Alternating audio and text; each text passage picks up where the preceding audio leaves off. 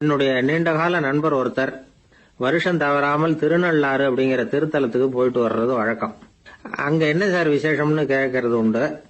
என்ன இப்படி கேட்கறீங்க? சனி பகவான் நலன் விருப்பப்படி அங்கதானே எழுந்தருளி இருக்கிறார். அவரை போய் பார்த்து ஒரு கும்பிடு ஓட்டுட்டு வந்தா நம்ம பிடிச்சிருக்கிற சனியெல்லாம் விலகும் அப்படிம்பார். சத்தம் போட்டு சொல்லாதீங்க சார், வீட்டுல வேற யார் காதலையாவது இது விழுந்துற போது அப்படின்னு சொல்றது உண்டு வர்றவங்க. இப்போ நான் சொல்றதுல உள்ள நியாயத்தை புரிஞ்சுக்கிட்டு அவரும் கொஞ்சம் எச்சரிக்கை உணர்வோட நமக்கு நன்றி சொல்லுவாருன்னு வச்சுங்களேன். அதாவது பார்வை மூலமாவே. அந்த நண்பருக்கு ஆன்மீக விஷயங்கள்ல அதிக ஈடுபாடு உண்டு. அப்பப்போ சில புராண கதைகளை எல்லாம் சொல்றது உண்டு. ரொம்ப சுவாரஸ்யமா இருக்கும். எப்பவுமே புராண விஷயங்களை எல்லாம் அறிவியல்ங்கிற தராசில வச்சு எடை போட்டுட்டு இருக்கக்கூடாது. அப்படி பார்த்தா அதெல்லாம் நம்ப முடியாத வெறும் கற்பனைகளா தோணும், மூட நம்பிக்கைகளாவும் தெரியும். புராணங்களை புராணங்களாவே புரிஞ்சுக்கிறவங்களுக்கு அதெல்லாம் அர்த்தமுள்ள செய்திகளை உள்ளடக்கி இருக்கிறதாக தெரியும். அந்த வகையில தான் இந்த நண்பரும் நிறைய செய்திகளை சொல்றது உண்டு.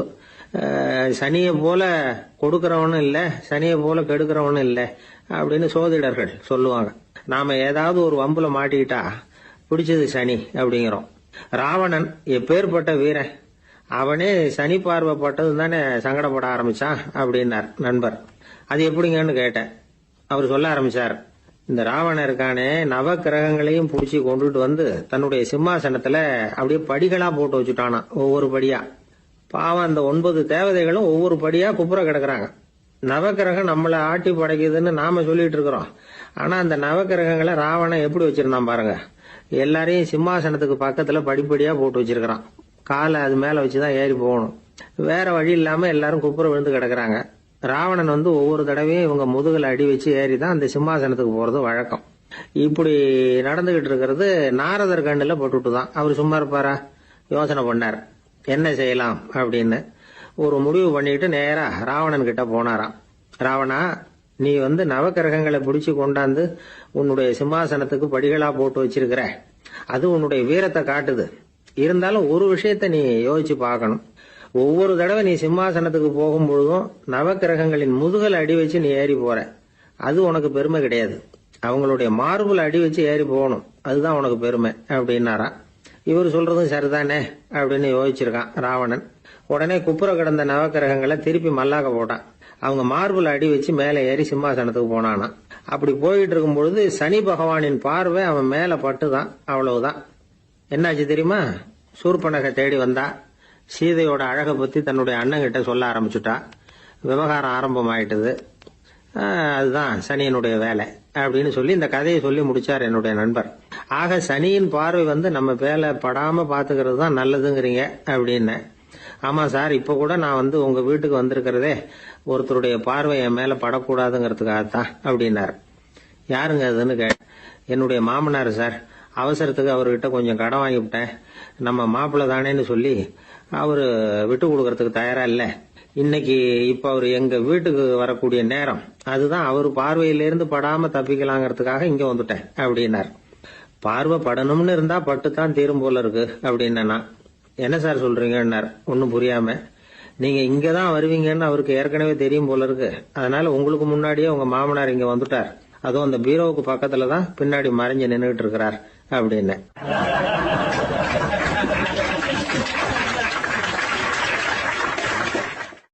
21ஆம் வருஷம் செப்டம்பர் மாசம் 22ஆம் தேதி மதுரை மேலமாசி வீதியில உள்ள ஒரு வீடு.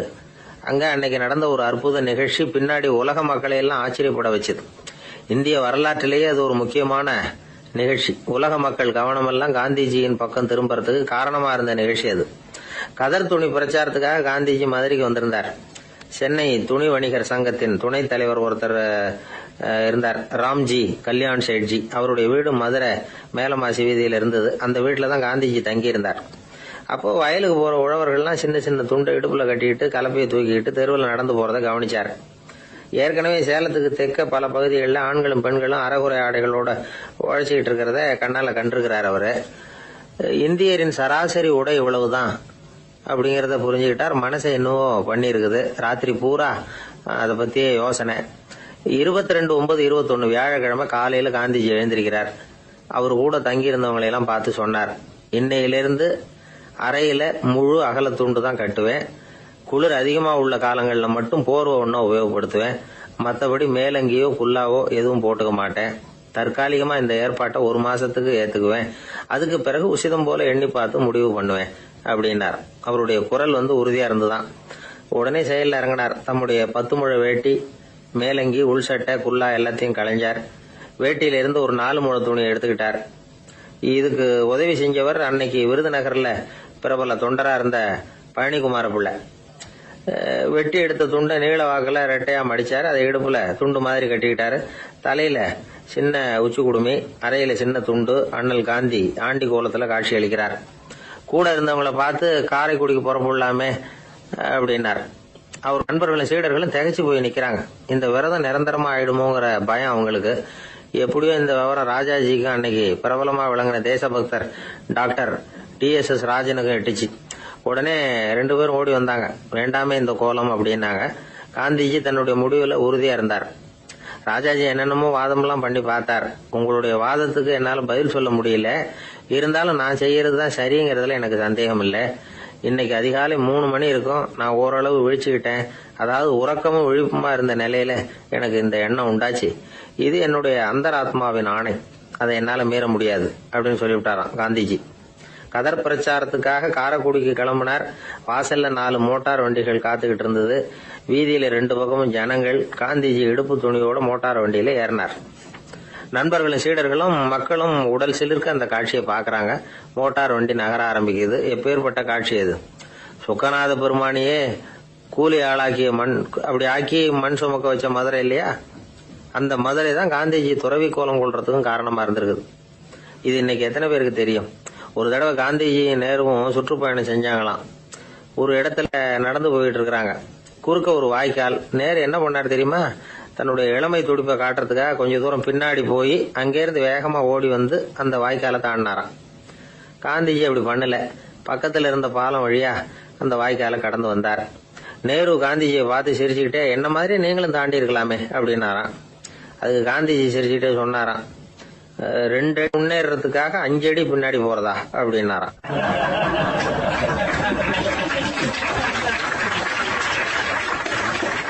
ஒரு பள்ளிக்கூடம்.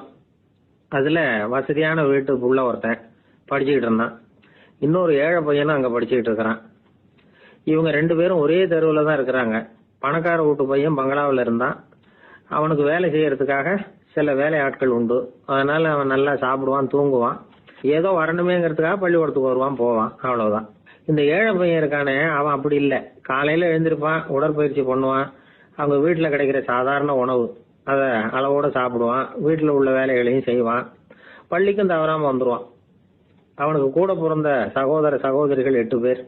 எல்லாரும் தன்னம்பிக்கையோட அவங்க வேலையை செஞ்சுக்கிட்டு இருந்தாங்க. இந்த பையன் எப்பவும் உண்மையதான் பேசுவான், கடமையை ஒழுங்கா செய்வான். ஆசிரியர்களுக்கு இவனை ரொம்ப பிடிக்கும்.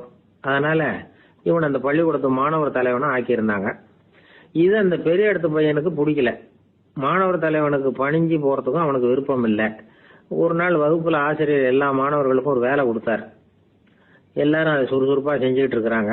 இவன் மட்டும் சோம்பலா உட்காந்துருக்கிறான். ஆசிரியர் அந்த பக்கமா வந்தார். இதை பார்த்துட்டார். உடனே மாணவர் தலைவனா இருக்கிற அந்த ஏழை பையனை கூப்பிட்டார். பாருப்பா, ஏன் அந்த பையன் இப்படி சும்மா உட்காந்துருக்கிறான், என்னன்னு விசாரிச்சு சொல்லு அப்படின்னு சொல்லிவிட்டு உள்ள போயிட்டார். இவன் மெதுவா போய் அவன்கிட்ட விசாரிச்சான், ஏன் இப்படி சோர்ந்து போய் உட்காந்துருக்கிற அப்படின்னு. அவன் ரொம்ப அலட்சியமா இவனை திரும்பி பாக்குறான். என்னோட சிரமம் உனக்கு என்ன தெரியும்?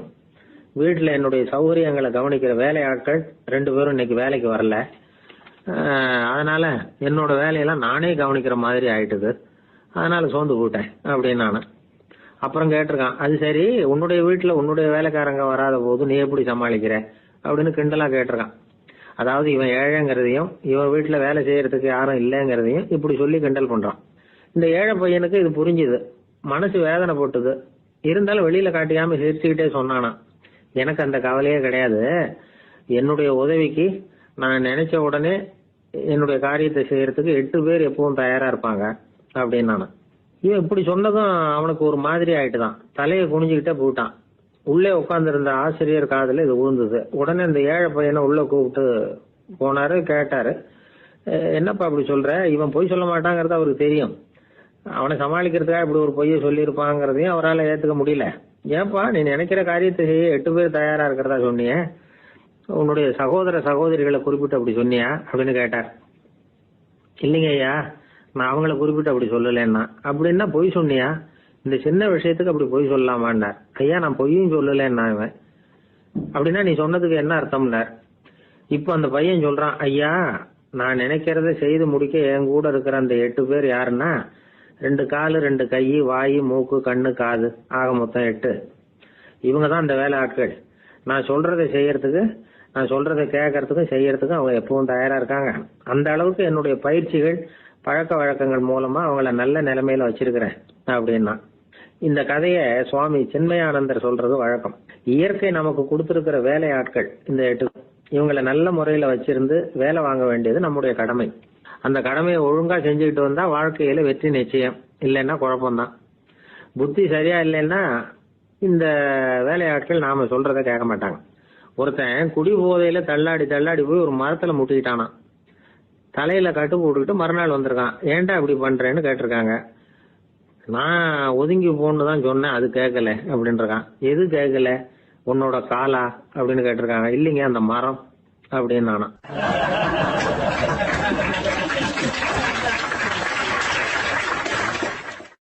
ஒரு ஊர்ல ஒரு ராஜா இருந்தார். அந்த ராஜாவுக்கு ஒரு புள்ள. அந்த புள்ளைக்கு விவரமே தெரியாது. அவன் ஒரு முட்டாள்ங்கிறது எல்லாருக்கும் தெரியும். ஆனாலும் அவன் தான் அடுத்தபடியா ஆட்சிக்கு வர வேண்டியவன். ஆட்சி பொறுப்பை ஏற்க வேண்டிய ஒருத்தன் இப்படி இருந்தா என்ன பண்றது அப்படிங்கிறது எல்லாருக்கும் உள்ள கவலை. மன்னர் அமைச்சர்களை கூட்டினார், ஆலோசனை கேட்டார் என்ன பண்ணலாம்னு. இவனை இன்னொரு நாட்டு பல்கலைக்கழகத்துக்கு அனுப்பி பார்க்கலாம். அங்க போய் படிச்சுட்டு வரட்டும், நிறைய படிச்சுட்டு நல்ல ஞானத்தோட திரும்பி வரட்டும், அதுக்கப்புறம் பாத்துக்கலாம் அப்படிங்கறது அவங்க சொன்ன ஆலோசனை.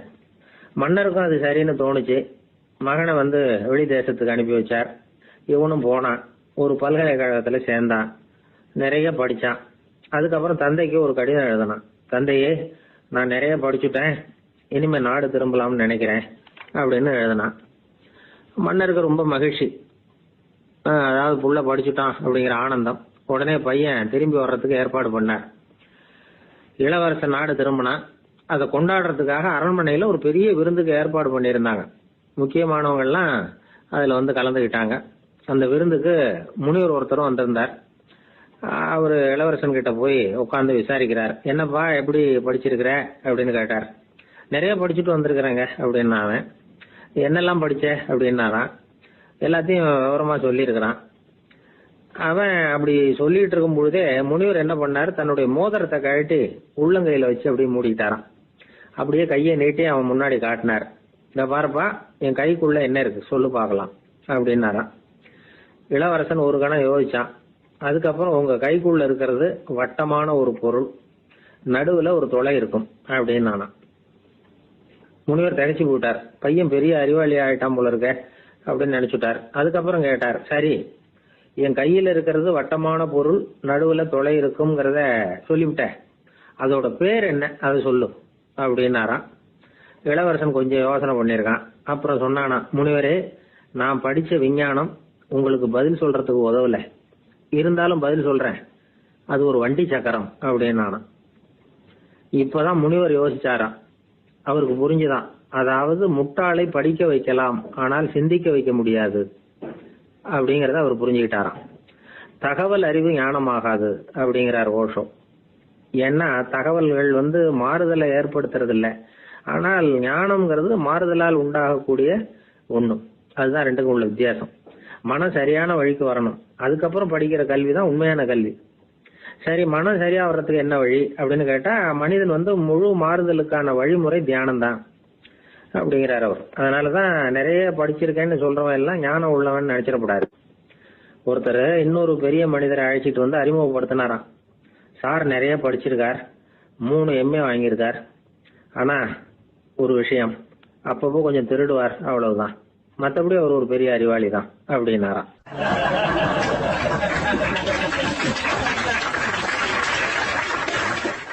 ஒருத்தர் குதிரை ரேஸுக்கு போனார், பணம் கட்டினார், தோத்து போயிட்டார். மறுபடியும் போனார், பணம் கட்டினார், தோத்து போனார். அடுத்த தடவையும் பணம் கட்ட போனப்போ அவரை தடுத்து கேட்டோம், ஏன் சார், ஏற்கனவே விட்டது போதாதா, இன்னமும் இருக்கிறத விடணுமா அப்படின்னு கேட்டோம். விட்டதையெல்லாம் மொத்தமா எடுக்க வேணாமா சார், அதுக்காக தான் தொடர்ந்து பணம் கட்டுறேன்னார் அவர். இவரை திருத்துறது ரொம்ப கஷ்டம். இது ஒரு மனநோய். மனநோய்கள்ல பல வகை உண்டு. மனநோய்கள் பிரிவு அட்டவணையில சூதாட்டம்ங்கிறது அவதியுறும் நோய் அப்படிங்கிற தலைப்புல வருது. சூதாட்டம் வந்து 2 வகைப்படும்னு சொல்றாங்க உளவியல் நிபுணர்கள். ஒரு வகை எப்படின்னா, நண்பர்களோட சேர்ந்துகிட்டு மகிழ்ச்சியும் கிளர்ச்சியும் அடையறதுக்காக ஈடுபடுறது. பிரச்சனைகளை தீர்க்கறதுல ஒரு ஆர்வம், கேளிக்கைக்காக கொஞ்சம் விட்டு பிடிக்கிறது அப்படிங்கிற மனுஷனுடைய அடி மனசுல உள்ள விபரீத பிணைய சுபாவம், இதெல்லாம் அதுக்கு காரணம். இன்னொரு வகை எப்படின்னா, சூதாட்டத்தில் ஈடுபட்டு ஒரு கட்டாய நிலைமைக்கு ஆளாயிடுறது. ஈடுபடு அப்படின்னு மனசு ஒரு வெறித்தன்மையை தூண்டிக்கிட்டே இருக்கும். இப்படிப்பட்டவங்களுக்கு நாம தோத்துக்கிட்டு இருக்கோம்ங்கிறது தெரியும், நாம ஜெயிக்கிறதுக்கான சந்தர்ப்பம் இல்லைங்கிறதும் தெரியும். இதனால நமக்கும் கஷ்டம், நம்ம சுத்தி இருக்கிறவங்களுக்கும் கஷ்டங்கிறதும் புரியும். அப்படி இருந்தும் சூதாடுவாங்க. இதுக்கு காரணம் சூதாடியின் பகற்கனவு அப்படிங்கிறாங்க நிபுணர்கள். இந்த நிலைமைக்கு கட்டாய சூதாட்டம் அல்லது நிர்பந்த சூதாட்டம் அப்படின்னு பேர் வச்சிருக்கிறாங்க. இப்படிப்பட்ட ஆசாமி இருக்கிறது பூரா விட்டுருவான், கடன் வாங்குவான், திருடுவான். இருந்தாலும் என்னைக்காவது ஒரு நாள் ஜெயிச்சிருவேன் அப்படின்னு சொல்லிக்கிட்டே இருப்பான்.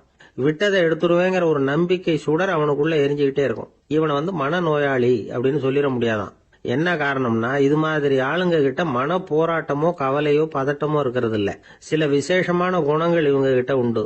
எதிர்ப்பு உணர்ச்சி, சிறுபிள்ளைத்தனம், சட்ட திட்டங்களையும் சம்பிரதாயங்களையும் உட தெரியாத மனப்போக்கு, பொறுப்பில்லாத தன்மை, நெறி தவறி நடக்கிறது எல்லாம் இவங்க கிட்ட உண்டு. ஆனா வெளிப்பார்வைக்கு ரொம்ப சிநேகமா இருப்பாங்க, அன்பா இருப்பாங்க. அப்படி இருக்கிறதாக காட்டிக்குவாங்க. ஆதாயம், சுயலாபம் இதெல்லாம் கருதி தான் பழகுவாங்க. இவங்க கேட்கறப்ப நாம பணம் கொடுக்கலன்னு வச்சுக்கோங்க, நம்மளை கை விட்டுருவாங்க. நம்ம மேல அவாண்டமா பழி சுமத்துறது கூட தயங்க மாட்டாங்க. தங்களுடைய சூதாட்ட நடவடிக்கைகளுக்கு சாதகமான காரணங்களை சொல்லிட்டு இருப்பாங்க. நீ வேணும்னா பாரு, ஒரே நாள்ல நான் இழந்ததையெல்லாம் மீட்டு லட்சாதிபதி ஆறனா இல்லையா பாரு அப்படிம்பாங்க. தோத்து போறத ஒரு படிப்பினையா வந்து இவங்க எடுத்துக்கிறதே இல்லை. தோத்து போறதுலேயே இவங்களுக்கு ஒரு அலாதியான சுகம். தனக்குத்தானே துன்பத்தை வரவழைச்சுக்கிட்டு இன்பம் அடையறதுக்கு தன்வதை சுகம் அப்படின்னு பேரு. இவங்கெல்லாம் அந்த ரகம். சில பேர் எப்படி தெரியுமா, மந்திர எண்ணங்களை வந்து வரவழைச்சிக்கிறது, சூதாடுறதுக்காக ஆபீஸ்ல வந்து கையாடல் பண்றது, அடுத்தவங்க கிட்ட இருந்து திருடுறது. இந்த மந்திர எண்ணம் தீவிரமாச்சுன்னா ஒரு மாதிரியா பேச ஆரம்பிச்சிருவாங்க. தோல்விதான் சார் வெற்றிக்கு முதல் படியும்பாங்க. தன்னால வந்து பகடக்காய்களையும் குதிரை ஓட்டிகளையும், அதாவது இந்த ஜாக்கிகள், அதெல்லாம் கட்டுப்படுத்த முடியுங்கிற பித்து நிலைக்கு இவங்க எல்லாம் தள்ளப்பட்டுருவாங்க. சில சூதாடிகளை வந்து ஆராய்ச்சி பார்த்ததுல என்ன தெரிய வந்தது தெரியுமா, அவங்க எல்லாம் குழந்தை பருவத்துல அன்புக்காக ஏங்கினவங்களாம், புறக்கணிக்கப்பட்டவங்களாம், உதவிகளை பெற முடியாதவங்க, இப்படி எல்லாம் இருந்திருக்கிறாங்க. இவங்க வளர வளர மத்தவங்க சௌகரியம் பற்றி அக்கறை இல்லாதவங்களா ஆயிடுறாங்க. அதிர்ஷ்ட தேவதை தன்னோட இருக்கிறாங்க அப்படிங்கிற அசையாத நம்பிக்கை இவங்களுக்கு. இவங்களை வந்து திருத்துறது ரொம்ப கஷ்டம். அதனால பந்தயம், சூதாட்டம் இது மாதிரியான விஷயங்களை விட்டு விலகியே இருக்கிறது தான் நமக்கு நல்லது. ஒரு ஆள் சொன்னா, என்னுடைய குதிரை வேகமா ஓடுறதுக்கு என்ன வழி அப்படின்னு கால்நடை மருத்துவர்கிட்ட யோசனை கேட்டேன். அவர் ஒரு பாட்டில் நிறைய மாத்திரைகளை கொடுத்து தினம் 2 மாத்திரை வீதமா கொடுக்க சொன்னார். முத நாள் 2 மாத்திரையை கொடுத்துட்டு அது மேலே ஏறி உட்கார்றதுக்கு போனேன். அவ்வளவுதான். அதுக்குள்ள அது அம்பு மாதிரி பாஞ்சு ஓடி போச்சு. நான் இன்னும் உட்காரவே இல்லை, அதுக்குள்ள பாஞ்சு ஓடி போச்சு அப்படின்னா. அடடா, அப்புறம் நீங்க என்ன பண்ணீங்க அப்படின்னு கேட்டாங்க. என்ன பண்றது, மீதி மாத்திரை பூராவே நான் முழுங்கி விட்டு அதுக்கப்புறம் துரத்தி பிடிச்சி அது மேல ஏறி உட்கார்ந்தேன் அப்படின்னா அவன்.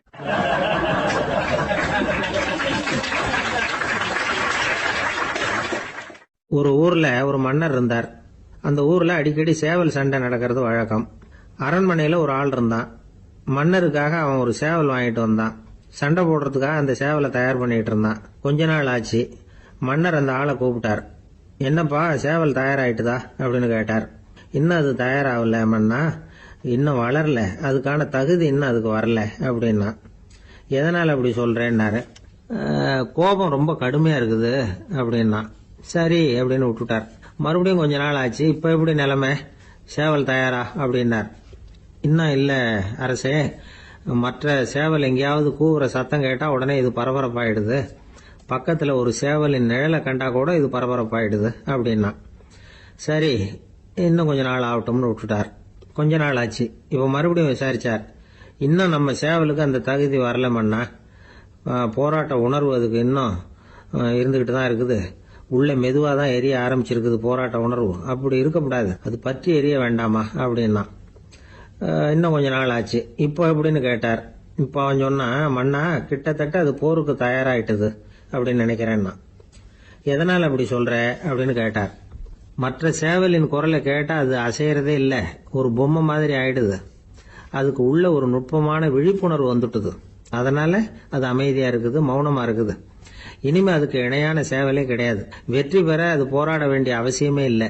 அதை பார்த்த உடனே எதிரி சேவல்கள் பயந்துட்டு ஓடி போடும் அப்படின்னு சொன்னானாம். அந்த சேவலை வளர்த்தவர் சி சிங் சு அப்படின்னு பேரு. இந்த சுசுகி சொன்ன கதையும் அது. ஞானிகள் என்ன சொல்றாங்க தெரியுமா? அந்த சேவலின் ரகசியத்தை நீயும் கற்றுக்கொள், நீ அப்படி ஆயிடு, சண்டை போடாமலே வெற்றிகள் பெறுகிற நுட்பத்தை புரிந்து கொள். இதுதான் ஞானிகள் உபதேசம். ஒரு குரு கிட்ட ஒருத்தன் போயிருக்கிறான். எனக்கு சண்டை போட கத்து கொடுங்கன்னா. அதுக்கு என்ன செய்யணும்னார். என்ன உங்க மாணவனா சேர்த்துங்கன்னா. சரி, இப்போ உன்னுடைய பலம் என்னன்னு கேட்டிருக்கார். இப்ப நான் தனி ஆளா இருந்து ஒரு 100 பேரை சமாளிப்பேன் நானா. சரி, அப்படின்னா என்னுடைய மாணவனா உன்னை சேர்த்துக்கிறேன் இருக்கார். சேர்த்துக்கிட்டார். 6 மாசம் பயிற்சி கொடுத்தார்.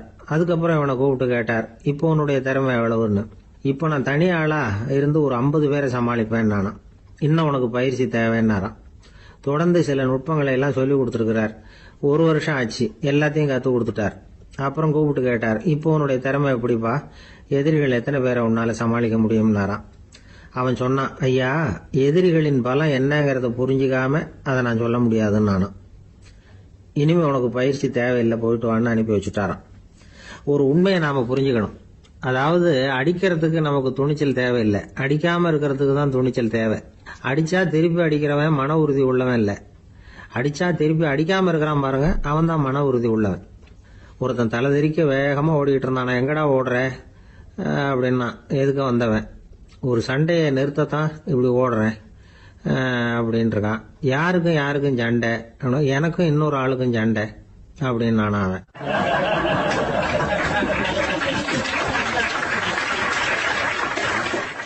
பொங்கல் திருநாள். பொங்கல் திருநாள்னா இது ஏதோ அறுவடை திருநாள் அப்படின்னு சொல்லுவோம். அதாவது வருஷம் பூரா நாம பாடுபட்டு அதனுடைய பலனை அனுபவிக்கிற நாள் அப்படிங்கிறது நாம சொல்லிட்டு இருக்கிறது. இது முக்கியமா இது ஒரு நன்றி அறிவிப்பு நாள் அப்படின்னு சொல்லுவாங்க. இன்னைக்கு நிறைய நன்றி அறிவிப்பு கூட்டம்லாம் நடந்துகிட்டு இருக்குல்ல, அது மாதிரி விவசாயிகள் நடத்துகிற ஒரு நன்றி அறிவிப்பு விழா இது. யாருக்கு நன்றி சொல்றாங்கன்னா, ஆதவனுக்கு. அதாவது சூரியன் இல்லைன்னா விவசாயம் இல்லை. அதனால ஆதவனுக்கு நன்றி செலுத்துகிற நாளாக இந்த பொங்கல் திருநாளை நாம கொண்டாடுறோம். அதாவது இந்த பொங்கல்ல விவசாயிகள்ட்ட இருந்து நிறைய பண்புகளை நாம தெரிஞ்சுக்க வேண்டிய நாள் இது. விவசாயிகள் அவங்க விவசாயம் முன்னேறி இருக்கிற அளவுக்கு விவசாயிகளுடைய வாழ்க்கை தரம் முன்னேறல. அந்த அளவுக்கு அவர்கள் நாட்டுக்காக உழைச்சிக்கிட்டு இருக்கிறாங்க. அந்த காலத்திலேயே அதை பத்தி ஒரு கதை சொல்றது உண்டு. ஒரு வயசான ஆளு நிலத்துல ஏறு உழுதுகிட்டு இருந்தாராம். கிழிஞ்சு போன ஒரு சின்ன துண்டை தான் இடுப்புல கட்டியிருந்தாராம். தலையில ஒரு கந்தலை சுத்தி இருந்தார். உடம்பு பூரா சேரு, ரொம்ப ஏழை. ஏறு ஓட்டிட்டு இருக்கிறவர் வேற எப்படி இருப்பார்? இருந்தாலும் அந்த ஆளு ரொம்ப ஜாலியா பாட்டு பாடிக்கிட்டே ஏறு உழுதுகிட்டு இருந்தாராம். உடம்புலதான் அவர் ஏழையை தவிர மனசுல ஒரு ஏழையா தெரியல. அந்த சமயத்துல அந்த நாட்டு ராஜா அந்த பக்கமா குதிரை மேல வந்தாராம். வேட்டைக்கு போயிட்டு பரிவாரங்களோட திரும்பி வந்துகிட்டு இருக்கிறார். ரொம்ப செல்வ செழிப்புல இருக்கிற ராஜா அவர் இந்த வயசான விவசாயிய பார்த்திருக்கார். இந்த ஆளு ரொம்பவும் ஏழைங்கிறது அவர் பார்த்தாவே பளிச்சுன்னு தெரியுது. கட்டிக்கிறதுக்கு நல்ல துணி இல்லை, உடம்போ இழைச்சி போயிருக்குது, வயிறு முதுகுல போய் ஒட்டிட்டு இருக்கு, கண்ணு குழி விழுந்து போயிருக்குது. ஆனாலும் முகத்தை பார்த்தா சந்தோஷமா இருக்கிற மாதிரி இருக்கு. இவ்வளவு உற்சாகமா பாடிட்டு இருக்கிறாரே அப்படின்னு ஆச்சரியமா நினைச்சு பார்த்தார் அந்த ராஜா. சரி, அவர்கிட்ட கொஞ்சம் பேச்சு கொடுத்து பார்க்கலாம் அப்படின்னு முடிவு பண்ணார். ஐயா பெரியவரே, இப்படி கொஞ்சம் வர முடியுமான்னாராம். பொழுது போறதுக்குள்ள நான் இந்த வயல் பூரா உழவு ஓட்டி ஆகணும், அதனால பேசுறதுக்கு நேரம் இல்லை அப்படின்னாராம் அந்த பெரியவர். என்ன அவ்வளவு அவசரமா? மீதி இருந்தா நாளைக்கு உழுத கூடாதா? அது சரி, உனக்கு எத்தனை ஏக்கர் நிலம் இருக்கு அப்படின்னு விசாரிச்சிருக்கார் ராஜா. எனக்குன்னு சொந்தமா உள்ளங்கை அளவு கூட நிலம் கிடையாது. இது எங்க முதலாளியோட நிலம். இதை பூராவும் உழுது முடிச்சாதான் அவர் கூலி கொடுப்பார். நான் கூலிக்கு உழுதுகிட்டு இருக்கிறேன். உங்ககிட்ட பேசிக்கிட்டு இருந்தா அவருக்கு துரோகம் பண்ணது மாதிரி ஆயிடும் அப்படின்னாராம். ராஜா குதிரையை விட்டு கீழே இறங்கினார். வரப்புல நடந்து அந்த பெரியவர் கிட்டே போனாராம். சரி, ஒரு நாள் பூரா உழுதா உனக்கு எவ்வளவு கூலின்னு கேட்டிருக்கார். 8 அணா கூலி கிடைக்கும்னாராம் அவர். இது ரொம்ப காலத்துக்கு முன்னாடி நடந்த ஒரு சம்பவங்கிறதுனால அப்ப 8 அணா கூலிங்கிறது ரொம்ப பெருசு. இருந்தாலும் அதுவும் அந்த ராஜாவுக்கு பெரிய கூலியா தெரியல. இவ்வளவுதானா, இதை வச்சுக்கிட்டு நீ எப்படி காலம் தள்ளுற அப்படின்னாராம். ஒன்னும் கவலை இல்லை அப்படின்னாராம் அவரு. ராஜாவுக்கு ரொம்ப ஆச்சரியமா போச்சு. 8 அணா கூலி வாங்குற இந்த ஆளு கவலை இல்லாம இருக்கிறார், ஏராளமான வசதியோடு இருக்கிறன்னா கவலை இல்லாம வாழ முடியலையே அப்படின்னு நினைச்சு பார்த்திருக்கார். அது சரி, 8 அணாவில் எப்படி குடும்பம் நடத்துற அப்படின்னு கேட்டாராம். எனக்கு கிடைக்கிற 8 அணாவில் 2 அணா குடும்பத்துக்கு செலவழிக்கிறேன், 2 அணா பழைய கடனுக்கு கொடுக்குறேன், 2 அணா தர்மம் செய்யறேன், 2 அணா வட்டிக்கு கொடுக்குறேன், ஒரு குறையும் இல்லைன்னாராம். ராஜாவுக்கு ஒன்றும் புரியல. எனக்கு ஒன்றும் புரியலேன்னு இருக்காரு. ஐயா, எனக்கும் என் மனைவிக்கும் 2 அணா செலவாகுது. வயசான அம்மா அப்பா இருக்கிறாங்க, சின்ன வயசுல என்னை காப்பாத்தினவங்க அவங்க. அந்த கடனுக்கு 2 அணா செலவாகுது, அது பழைய கடன். என் தங்கச்சி ஒருத்தி ஆதரவு இல்லாத நிலைமையில தன்னுடைய மகனோட என் வீட்டில் இருக்கிறா. அவளுக்கும் அவள் மகனுக்கும் 2 அணா செலவு பண்றேன், அது தர்மம். எனக்கு 2 பிள்ளைங்க இருக்கிறாங்க, அவங்களுக்கு 2 அணா செலவு பண்றேன், அது வட்டிக்கு கொடுக்கறது மாதிரி. பிற்காலத்தில் அவங்க எங்களை காப்பாற்றுவாங்க. அந்த வகையில நான் திருப்தியோட வாழ்ந்துகிட்டு இருக்கிறேன் அப்படின்னாராம். ராஜாவுக்கு அர்த்தம் புரிய ஆரம்பிச்சுதான். அந்த பெரிய நிலத்தை விலை கொடுத்து வாங்கி அந்த பெரியவருக்கே தானமா கொடுத்துட்டாராம். இப்போ உழுதவருக்கே நிலம் சொந்தமாயிட்டது. அன்னையிலேருந்து அரசனுக்கும் ஆறுதல் கிடைச்சுதான். இப்படி ஒரு கதை சொல்லுவாங்க. 8 அணா வருமானத்தை வச்சுக்கிட்டு எப்படி காலத்தை தள்ளுறதுன்னு சொல்றதுக்காக இந்த கதையை சொல்றதாக யாரும் தப்பா நினைச்சுக்க கூடாது. கிடைக்கிறத எப்படி பங்கு போடுறார், எப்படி திருப்தியா வாழறார் அப்படிங்கிறது தான் முக்கியம். அது மாதிரி இன்றைக்கு இந்த பொங்கல் திருநாள்ல உழவர்கள் மனசு மகிழ்ச்சியா இருந்ததுன்னா அது எல்லாரும் மகிழ்ச்சியா இருக்கிறது மாதிரி அர்த்தம். அதனால அவர்கள்ட்ட இருந்து நாம பாடம் கத்துக்கணும். சில உழவர்கள் தங்கள் நிலத்துல விளையறத தாங்கள் சாப்பிட மாட்டாங்க, அடுத்தவங்கள்ட்ட வித்துட்டு சந்தையில போய் வேற அரிசி வாங்கிட்டு வந்துதான் இவங்க சாப்பிடுவாங்க. அப்படிப்பட்ட விவசாயிகள்லாம் இது உண்டு. பங்கிடுகிற பண்பை உழவர்கள்ட்ட இருந்து கற்றுக்கொள்ளுங்கள் அப்படிம்பாங்க. ஒரு ஆள் நிம்மதியா மகிழ்ச்சியா இருந்தானா, உங்க நிம்மதிக்கும் மகிழ்ச்சிக்கும் என்ன காரணம்னு கேட்டிருக்காரு இன்னொருத்தர்.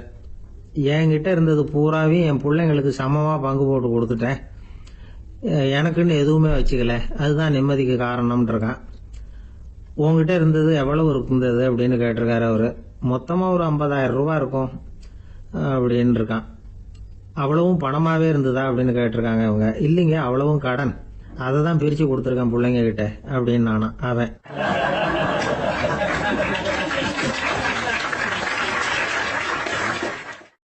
எது ரொம்பவும் கஷ்டமான காரியம் அப்படின்னு கேட்டார் ஒருத்தர். ஒருத்தருக்கு ஒருத்தர் சண்டை போடாம இருக்கிறது தான் ரொம்ப கஷ்டமான காரியம் அப்படின்னு தோணுது. ஒரு நாட்டுக்கும் இன்னொரு நாட்டுக்கும் சண்டை, நாட்டுக்குள்ளேயே ஒரு குரூப்புக்கும் இன்னொரு குரூப்புக்கும் சண்டை. ஏன் சண்டை போட்டுக்கிறீங்கன்னு கேட்டு பாருங்க. நாங்க சமாதானத்துக்காக தான் சண்டை போட்டுக்கிறோம் அப்படிம்பாங்க. வாழறதுக்காக பிறந்த மனுஷன் லட்சியத்துக்காக உயிரை விட தயார் அப்படின்னு சொல்லிட்டு இருப்பான். அப்படி உயிரை விடுறவங்கள நாமளும் பாராட்டுவோம்.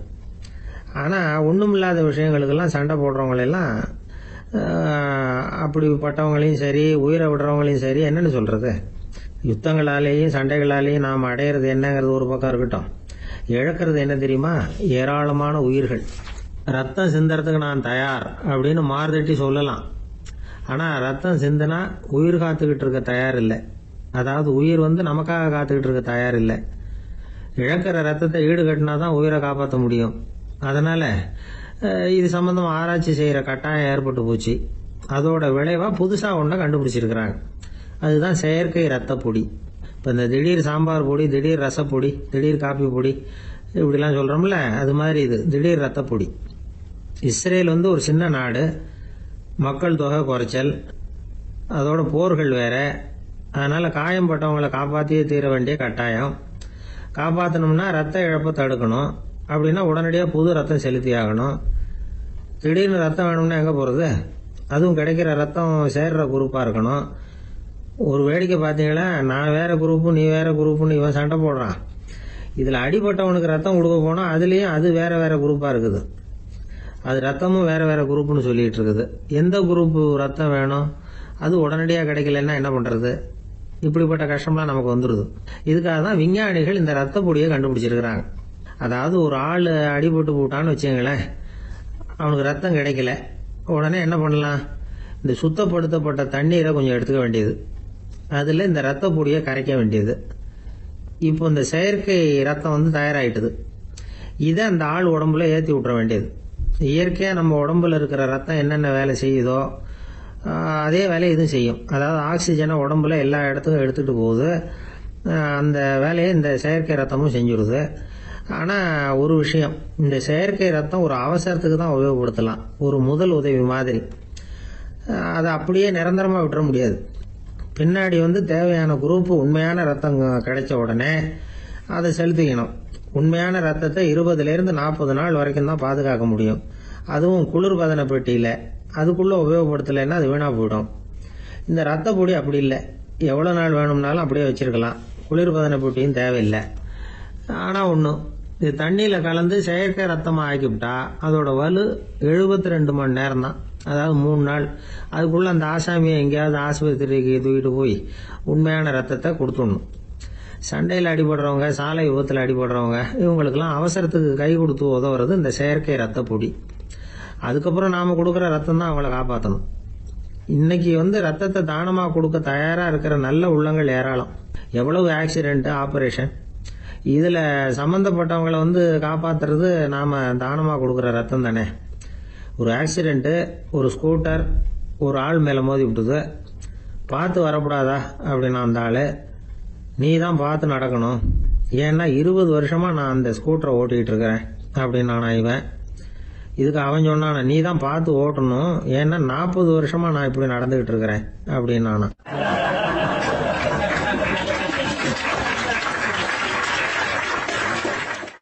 அந்த மரத்தின் உச்சியில ஒரு பறவை கூடு, ஏதோ ஒரு பறவை கூடு கட்டியிருந்தது.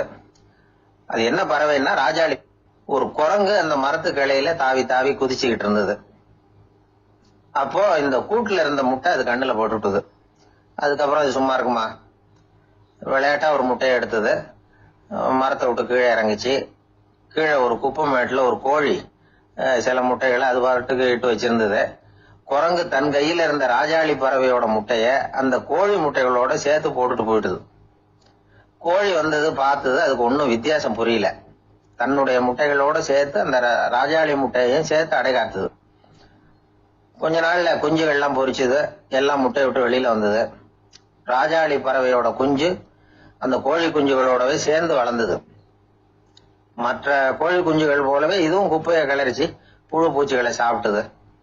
காக்கைகள் தாக்கிறதுக்கு வந்ததுன்னா மற்ற கோழி குஞ்சுகள் மாதிரியே இதுவும் பயந்து போய் தாய் கோழியின் சிறகுகளுக்கு உள்ள ஒளிஞ்சுக்கும்.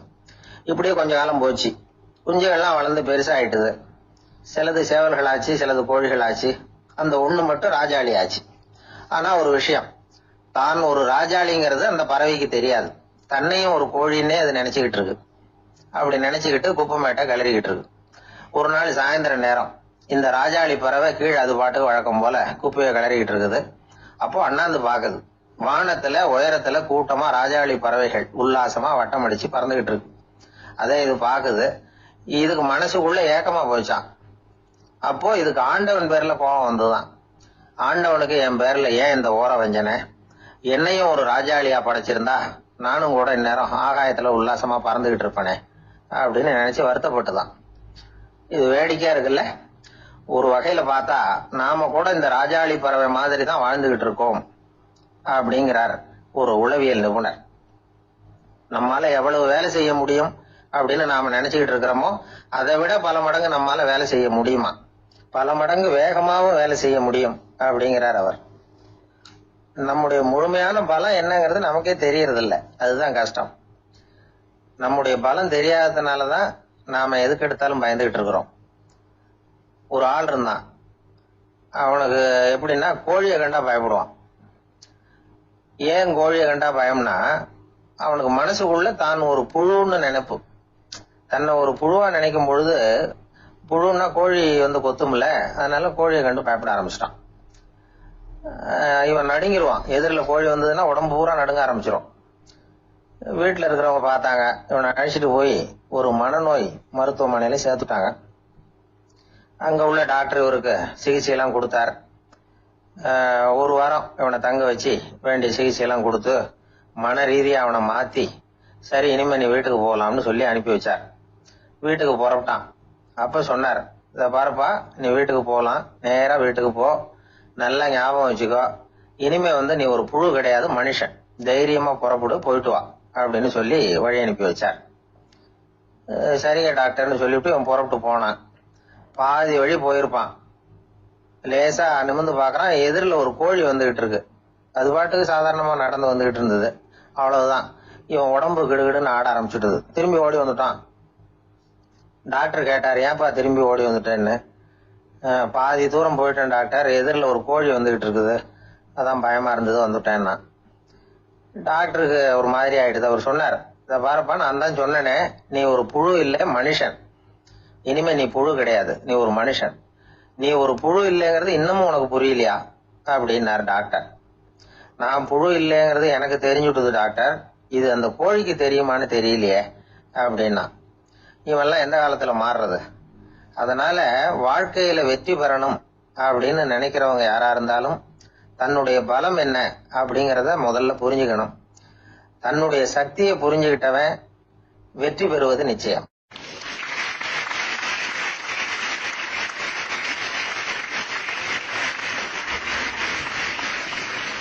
ஒருத்தர் அவசரமா போய்கிட்டு இருந்தார். எங்க போயிட்டு இருக்கீங்க அப்படின்னு கேட்டார் ஒரு பெரியவர். கடைக்கு போறேன் சார், சாமான் வாங்கறதுக்கு அப்படின்னார். அங்க போறதுக்கு முன்னாடி தெரிஞ்சுக்க வேண்டியதெல்லாம் தெரிஞ்சுக்கிட்டீங்களா அப்படின்னு கேட்டார் பெரியவர். கடைக்கு போய் காசை கொடுத்து ஒரு பொருளை வாங்கிட்டு வரப்போறோம், இதுல தெரிஞ்சுக்க வேண்டியது என்ன இருக்குது அப்படின்னார் அலட்சியமா. இப்ப அந்த பெரியவர் பேச ஆரம்பிச்சார். இந்த உலகத்துல எந்த ஒரு செயல்ல இறங்குறப்பவும் நாம நல்லா ஆலோசனை பண்ண வேண்டிய விஷயம் 5 அப்படின்னார். உதாரணமா, ஒருத்தன் கடைக்கு போய் ஏதோ ஒரு பொருளை வாங்கிட்டு வர போறான்னு வச்சுக்கங்களேன். அப்ப கூட அவன் 5 விஷயங்களை பத்தி தெரிஞ்சுக்க வேண்டியிருக்குது அப்படிங்கிறார் அவர். முதல்ல அந்த பொருள் எப்படிப்பட்டது அப்படிங்கறத தெரிஞ்சுக்கணும். 2வதா தன்னை பத்தியும் தெரிஞ்சுக்கணும். அப்பதான் அந்த பொருள் தனக்கு தேவையா இல்லையா அப்படிங்கறத புரிஞ்சுக்க முடியும். 3வதா தெரிஞ்சுக்க வேண்டியது ஒண்ணு இருக்கு. அது என்னன்னா, அந்த பொருளை அடையறதுக்கு வழி என்ன அப்படிங்கறது தெரிஞ்சுக்கணும். அதாவது எவ்வளவு பணம் கொடுத்தா அது கிடைக்கும், இது மாதிரியான விஷயங்கள். 4வதா அந்த பொருளை அடையறது மூலமா நாம அடையக்கூடிய பயன் என்ன அப்படிங்கறதையும் உணரணும். 5வது அந்த பொருளை அடையறதுல இருக்கக்கூடிய தடை எது அப்படிங்கறதையும் நாம தெரிஞ்சுக்கணும். பெரியவர் பேசுறது ஏதோ தத்துவம் மாதிரி தெரியுது இல்லையா? தத்துவம் தான். அதாவது இப்படி உலகியல் வாழ்க்கையில சின்ன சின்ன விஷயங்கள்லயே நாம 5 விஷயங்களை தெரிஞ்சுக்க வேண்டி இருக்குது. அது ரொம்ப அவசியமா இருக்கு. பேரின்ப நிலைன்னு சொல்றாங்கல்ல, அது மாதிரி பெரிய சமாச்சாரங்கள்லயும் இந்த 5 விஷயங்களை நாம தெரிஞ்சுக்க வேண்டியிருக்குது. அதுக்கு பேர் என்னன்னா அர்த்த பஞ்சகம். வைணவ சமயத்துல அர்த்த பஞ்சகம்ங்கிறது ரொம்ப பெரிய விஷயம். கடைக்கு போறது மாதிரி கடவுளை பார்க்க போறப்போ நாம 5 விஷயங்களை தெரிஞ்சுக்கணுமா. முதல்ல பரம்பொருள் அப்படிங்கிறது என்ன, அதோட தன்மைகள் என்ன, இதை தெரிஞ்சுக்கணும். இதுக்கு பேர் என்னன்னா பரமாத்ம ஸ்வரூபம் அப்படின்னு பேர். 2வது நாம யாரு, நம்மோட தன்மை என்ன அப்படிங்கறத தெரிஞ்சுக்கணும். நான் யாருன்னு எனக்கே தெரியலங்கிறப்போ இத நான் சொல்றேன்னா இது என்னுடையதுன்னு சொல்றது தப்பு தானே. அப்புறம் 3வது விஷயம், பரம்பொருளை நாம் அடையறதுக்கு வழி எது, இது தெரிஞ்சுக்கணும். இது உபாய ஸ்வரூபம் அப்படின்னு பேர். 4வது விஷயம், நாம் அடைய வேண்டிய பயன்கள் என்ன அப்படிங்கறது தெரிஞ்சுக்கிறது. இதுக்கு புருஷார்த்தம் அப்படின்னு பேர். 5வது அந்த பயனை அடைய விடாமல் தடுக்கிற தடைகள் யாவை அப்படிங்கறது தெரிஞ்சுக்கிறது. இது விரோதி ஸ்வரூபம். இதத்தான் தடையியல் அப்படின்னு சொல்றாங்க. அதாவது பரமாத்மாவை பற்றிய அறிவு, ஜீவாத்மாவை பற்றிய அறிவு, உபாயம் பற்றிய அறிவு, புருஷார்த்தம் பற்றிய அறிவு, இந்த 4 அறிவுக்கும் எதிரடையா, அதாவது அதையெல்லாம் தப்பா புரிஞ்சுக்கிறதால உண்டாகக்கூடிய அறிவு விரோதி ஸ்வரூபம். என்ன இது தகவல்ல ஏதாவது கதை சொல்லுவீங்கன்னு பார்த்தா ஏதோ தத்துவம் பேசிக்கிட்டு இருக்கிறீங்களே அப்படின்னு நினைக்கலாம். இதுவும் தெரிஞ்சுக்க வேண்டிய ஒரு பெரிய விஷயம்தான். காதுல போட்டு வச்சா எப்போவாவது உபயோகப்படும். என்னுடைய நண்பர் ஒருத்தர் ஒரு நாள் என்கிட்ட சொன்னார், சார் அடுத்த மாசம் தஞ்சாவூர்ல ஒரு கல்யாணம், போறதா வேண்டாமா அப்படின்னு ஒரே குழப்பமா இருக்கு அப்படின்னார். நான் உடனே இந்த அர்த்த பஞ்சக உபதேசம் பண்ண ஆரம்பிச்சேன். அவர் எல்லாத்தையும் பொறுமையா கேட்டுட்டு, சரி சார் நான் போறதுன்னு முடிவு பண்ணிவிட்டேன்னார். எப்படி இந்த முடிவுக்கு வந்தீங்க அப்படின்னு கேட்டேன். அவர் சொன்னாரு, சார் அந்த 2வது பாயிண்ட் ஒண்ணு சொன்னீங்களே, அதை புரிஞ்சுக்கிட்டதுக்கு அப்புறம் தான் இந்த முடிவுக்கு வந்தேன் அப்படின்னாரு. என்ன 2வது பாயிண்ட்னு? அதாவது தன்னை பத்தி புரிஞ்சுக்கணும் அப்படின்னு சொன்னீங்க. உடனே என்னை பத்தி புரிஞ்சுக்கிட்டேன், நான் யாருங்கிறது எனக்கு தெரிஞ்சுது, உடனே போறதுதான் நல்லதுன்னு முடிவு பண்ணிவிட்டேன்னாரு. நீங்க யாருன்னு கேட்டேன். நான் தான் சார் அந்த கல்யாணத்துல தாலி கட்ட வேண்டிய மாப்பிள்ளை அப்படின்னாரு. ஒரு வயசான தாத்தா பாட்டி 60 வருஷத்துக்கு முன்னாடி அவங்களுக்கு கல்யாணம் ஆச்சு. ஒன்னாவே வாழ்ந்தாங்க, ஒன்னாவே இறந்து போனாங்க. இப்போ அவங்க 2 பேரும் சொர்க்கத்துக்கு போய் சேர்ந்தாங்க. அங்கே எல்லா வசதியும் இருந்தது. ஒரு பெரிய பங்களாவே இவங்களுக்கு ஒதுக்கி கொடுத்தாங்களாம். இதுக்கு எவ்வளவு வாடகைன்னு கேட்டார் தாத்தா. வாடகையெல்லாம் கிடையாது, இலவசம் அப்படின்னார் அங்க இருந்தவர். அந்த வீட்டுக்கு பின்னாடி ஒரு பெரிய புல்வெளி இருந்தது. இதுல விளையாட ஏதாவது கட்டணம் உண்டான்னு கேட்டிருக்காரு தாத்தா. அதெல்லாம் ஒன்றும் கிடையாது, பணம்லாம் கட்ட வேண்டியதில்லை அப்படின்னார் அவரு. பக்கத்துல ஹோட்டல் மாதிரி ஒரு பெரிய கட்டடம், உள்ள சாப்பாட்டு மேஜைகள், அது மேல விதவிதமான பலகாரங்கள். சாப்பாட்டுக்கெல்லாம் எவ்வளவு அப்படின்னு விசாரிச்சாராம் தாத்தா. அதுதான் சொன்னேனே, இங்க எல்லாமே இலவசம்தான், எது வேணும்னாலும் சாப்பிடலாம், எவ்வளவு வேணும்னாலும் சாப்பிடலாம் அப்படின்னாராம். நீங்க சொல்றீங்க அப்படி, ஆனா நான் சர்க்கரை சேர்த்துக்க கூடாது, உப்பு சேர்த்துக்க கூடாது, பாட்டி கையால எப்பவும் பத்திய சாப்பாடு தான் அப்படின்னாராம் தாத்தா. இதை பாருங்க, இங்க உங்களுக்கு அந்த கவலையும் வேண்டியதில்லை. இங்க நீங்க ஸ்வீட்டு சாப்பிடலாம், காரம் சாப்பிடலாம், உங்களுக்கு எந்த நோயும் வராது அப்படின்னாராம் அங்க சொர்க்கத்துல இருந்தவர். இதை கேட்ட உடனே அந்த தாத்தா பக்கத்துல நின்ன பாட்டியை பார்த்து கத்தினாராம். அடி பாவி, எல்லாத்தையும் கெடுத்துட்டிய, நீ எனக்கு பத்திய சாப்பாடு போடாம கண்டதை திங்க விட்டுருந்தா 10 வருஷத்துக்கு முன்னாடியே நான் இங்க வந்து சேர்ந்திருப்பேனே அப்படின்னாராம்.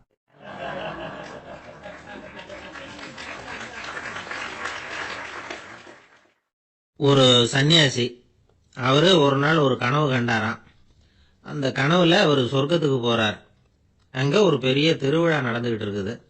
எங்க பார்த்தாலும் அலங்கார வளைவுகள், வண்ணமயமான விளக்குகள், பாதைகள் பூரா மலர்கள், எல்லா கட்டடங்களும் ஒளிமயம். அவ்வளவு கோலாகலமா பிரம்மாண்டமா அந்த திருவிழா நடந்துகிட்டு இருக்குது. அது என்ன திருவிழாங்கிறது இந்த சன்னியாசிக்கு புரியல. அங்க எதிரில் வந்துகிட்டு இருந்த ஒருத்தரை நிறுத்தி, என்ன விசேஷம் இங்க அப்படின்னு விசாரிச்சாராம். உனக்கு தெரியாத விஷயம், இன்னைக்கு இறைவனுக்கு பிறந்த நாள், அதை தான் எல்லாரும் சேர்ந்து கொண்டாடுறோம். இதுக்காக பிரம்மாண்டமான ஊர்வலம் ஒன்று வரப்போகுது, இறைவனே அந்த ஊர்வலத்துல கலந்துகிறார் அப்படின்னாரு அவரு. உடனே அந்த சன்னியாசி ஒரு மரத்து நிழல்ல ஒதுங்கி நின்றுகிட்டார். ஊர்வலம் வந்துகிட்டு இருக்குது.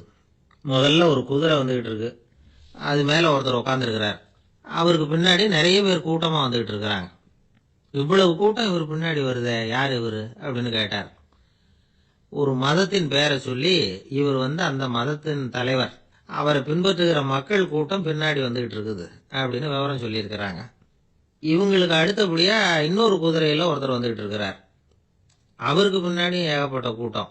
இவர் யாருங்க அப்படின்னு கேட்டிருக்காரு சன்னியாசி. அங்க இருக்கிறவங்க விவரம் சொல்லியிருக்கிறாங்க. இன்னொரு மதத்தின் பெயரை சொல்லி, இவர் அந்த மதத்தினுடைய தலைவர், அவர் வழியை பின்பற்றுகிறவர்கள் அவர் பின்னாடி கூட்டமா வந்துகிட்டு இருக்கிறாங்க அப்படின்னு இருக்காங்க. இப்படி ஒவ்வொருத்தரா குதிரை மேல வந்துகிட்டே இருக்கிறாங்க. அவங்கள பின்பற்றியும் ஒவ்வொரு கூட்டம் வந்துகிட்டே இருக்குது. அந்த பெரிய ஊர்வலம் அது பாட்டுக்கு போயிட்டு இருக்குது. கடைசியா அது முடிஞ்சது ரொம்ப நேரம் கழிச்சு. அதுக்கப்புறம் கொஞ்ச நேரம் கழிச்சு ஒரு வயசான ஆள் குதிரை மேல வந்துகிட்டு இருக்கிறார். ஆனா அவருக்கு பின்னாடி யாருமே இல்லை. அவர் பரிதாபமா தனியா வந்துகிட்டு இருக்கிறார். அவர் அந்த ஊர்வலத்தை சேர்ந்தவரா இல்லையாங்கிறதே தெரியல. இவர் யாரு, இவர் ஏன் இப்படி தனியா வந்துகிட்டு இருக்கிறார் அப்படின்னு கேட்டிருக்காரு அந்த சன்னியாசி. என்னது இப்படி கேக்குறீங்க, இவர் தான் கடவுள், இவருக்காக தான் இன்னைக்கு இந்த ஊர்வலமே நடக்குது, இவருக்கு தான் இன்னைக்கு பிறந்த நாள், முன்னாடி போற ஊர்வலம் பூரா இவருடைய பிறந்த நாளை கொண்டாடுறதுக்காக தான் அப்படின்னு இருக்காங்க. இதை கேட்டதும் அந்த சன்னியாசிக்கு திடுக்குன்னு தூக்கி போட்டிருக்கு. இது வரைக்கும் கனவு கண்டுகிட்டு இருந்தவர் மூழ்கிட்டார். அதுக்கப்புறம் தான் யோசிச்சு பார்த்திருக்கார். உண்மைதான், மக்கள் எல்லாரும் பக்தி மார்க்கத்துல போறதா நினைச்சுக்கிட்டு பாதை மாறி போயிட்டு இருக்கிறாங்க. கடவுளை பின்பற்றுவதாக நினைக்கிறாங்க பக்தர்கள், ஆனா கடவுளுக்கு பின்னாடி யாருமே இல்லை. இன்னமும் இயல்பா இதை பத்தி யோசிச்சு பார்த்தா, உண்மைக்கு பின்னாடி தான் நான் போய்கிட்டு இருக்கேன் அப்படின்னு நிறைய பேர் சொல்றாங்க. ஆனா அந்த உண்மை அனாதையா போய்கிட்டு இருக்குது. அப்படி ஆயிட்டுது உலகம். இந்த காலத்திலும் ஒரு ஊர்வலம், ஒரு பெரிய மனுஷருக்கு பிறந்த நாள் விழா. அவரு குதிரை மேல ஏறி முன்னாடி போயிட்டு இருக்கிறார். அவருக்கு பின்னாடி ஒரு 100 பேர் தொண்டர்கள் அவங்க பாட்டுக்கு போறாங்க. எல்லாம் பணம் கொடுத்து ஏற்பாடு பண்ணவங்க, எல்லாம் பணம் வாங்கிட்டு முன்னாடி போயிட்டு இருக்கிறாங்க. கொஞ்ச தூரம் நடந்ததும் கால் வலிக்க ஆரம்பிச்சுட்டுது. ஒவ்வொருத்தரா அப்படியே ஒதுங்க ஆரம்பிச்சுட்டாங்க. அதான் முன்னாடியே பணம் கிடைச்சிட்டுதே, இனிமே ஒதுங்கினா என்னன்னு ஒதுங்கிட்டாங்க. ஒரு கட்டத்துல குதிரையில போறவர் தற்செயலா திரும்பி பாக்குறாரு, பின்னாடி யாருமே இல்லை, எல்லாரும் ஓடி போயிட்டாங்க. ஒரே ஒரு ஆள் மட்டும் ரொம்ப விசுவாசமா பின்னாடி நடந்து வந்துகிட்டு இருந்தான். ஏன்பா நீ மட்டும் வந்துகிட்டு இருக்கிறிய, நீ வீட்டுக்கு போகலையான்னு கேட்டிருக்காரு அவரு. நீங்க அந்த குதிரையையும் அதுக்குள்ள வாடகை பணத்தையும் கொடுத்துட்டீங்கன்னா நானும் போயிடுவேன் அப்படின்னு நானா இந்த ஆள்.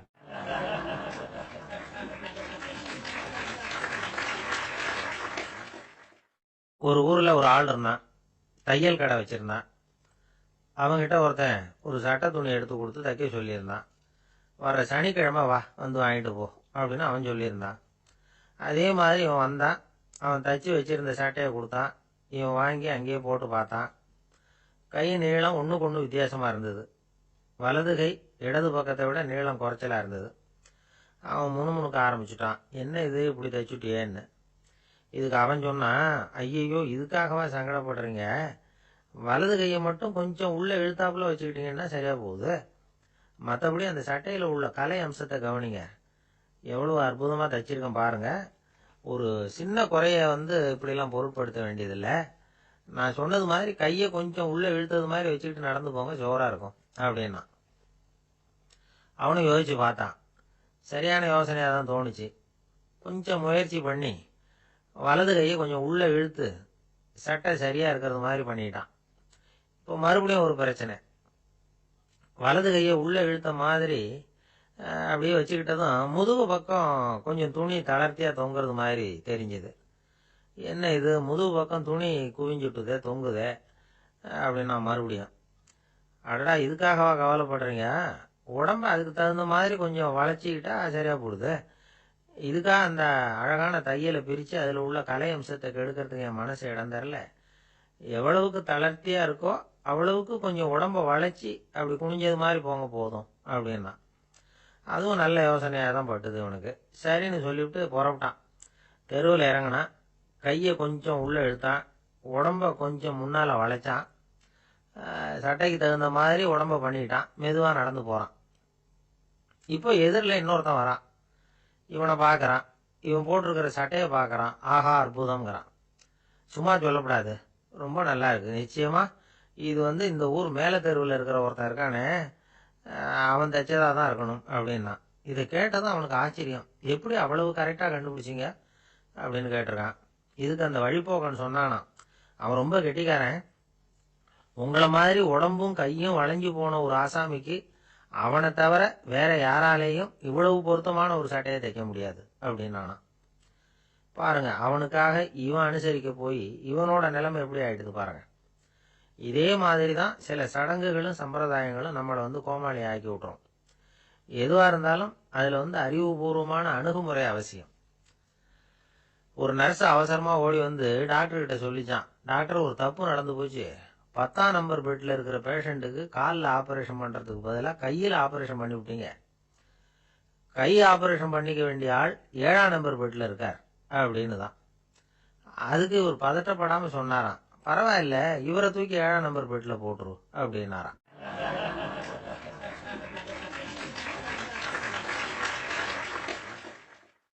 ஒரு மாணவனை பார்த்தேன்.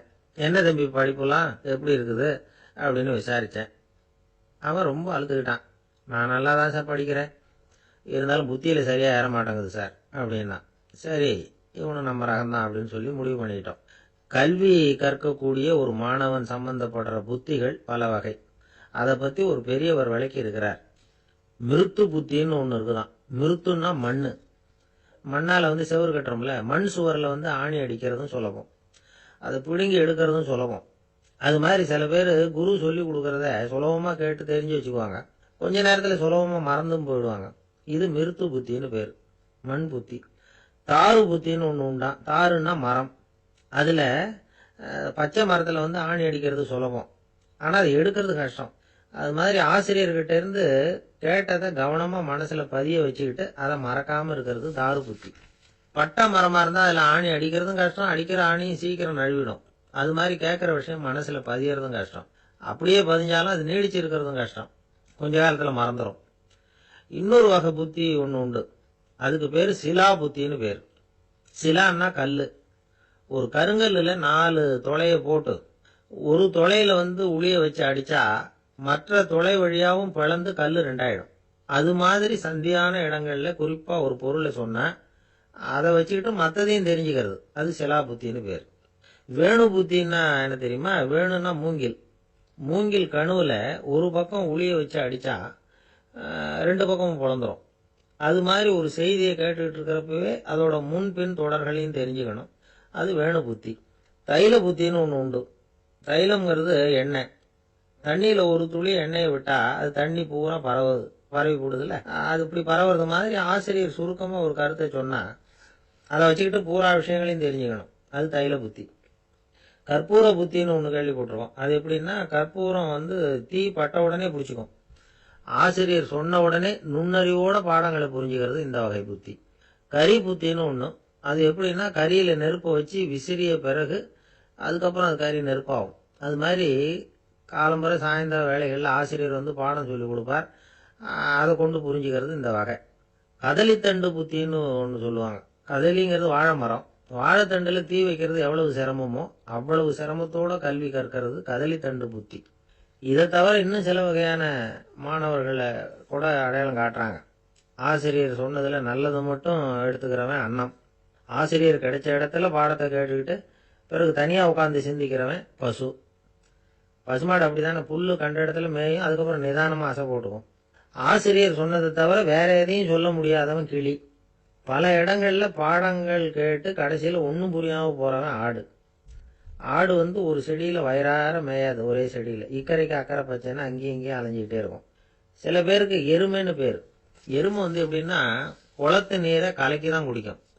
அது மாதிரி ஆசிரியர் மனசை நோக செய்து பயில்கிற மாணவர்கள்லாம் இந்த ரகம். இவ்வளவுலாம் இருந்தாலும் இந்த காலத்து மாணவர்கள்லாம் ஒரு தனி ரகம். ஒரு ஆசிரியர் வகுப்புல பாடம் நடத்திக்கிட்டு இருந்தார். இலக்கண வகுப்பு. இறந்த காலம், நிகழ்காலம், எதிர்காலம், past tense, present tense, future tense, இதை பற்றிலாம் பாடம் நடத்துகிறார். எல்லாம் சொல்லி கொடுத்துட்டு இப்போ நான் ஒரு வாக்கியம் சொல்லுவேன், அது என்ன காலம் அப்படிங்கிறத நீங்கள் சொல்லணும்னார் ஆசிரியர். சரி, நாங்கள் மாணவர்கள்லாம், நான் நாளைக்கும் பாடம் நடத்த போகிறேன், இது என்ன காலம் அப்படின்னு கேட்டார் ஆசிரியர். அதாவது நான் நாளைக்கும் பாடம் நடத்த போகிறேன், இந்த வாக்கியம் என்ன காலம்னு கேட்டார். ஒரு பையன் மெதுவாக எழுந்திரிச்சு சொன்னான், இது எங்க போதாத காலம் சார் அப்படின்னு சொல்லிவிட்டு உட்காந்துட்டானான்.